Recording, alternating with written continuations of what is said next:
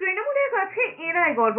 অনুব্রত মণ্ডল ঘরে ফিরতেই দলীয় নেতা কর্মীদের উৎসাহ নিয়ে এভাবেই আক্রমণ করেছেন দিলীপ ঘোষ।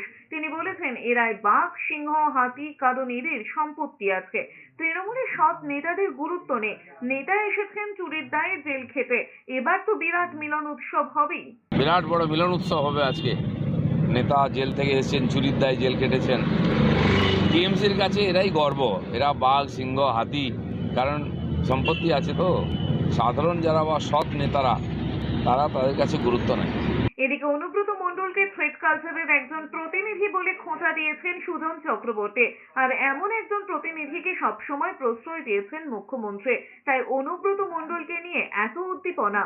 জবাবে ফিরাজ হাকিম বলেছেন, এত অত্যাচারের পরেও তার মনোবলের জন্য, তার লিডারশিপের জন্য, মানুষের সঙ্গে থেকে দলের জন্য যে দৃঢ়তা দেখিয়েছেন, সেজন্য অনুব্রত মণ্ডল সত্যিই বাঘ। অনুব্রতকে বাঘ বলেছি তার লিডারশিপের জন্য, তার এত অত্যাচারের পরেও তার মনোবলের জন্য, তার মানুষের সাথে দলের জন্য থেকে যে দৃঢ়তা দেখিয়েছে, তার জন্য সে বাঘ।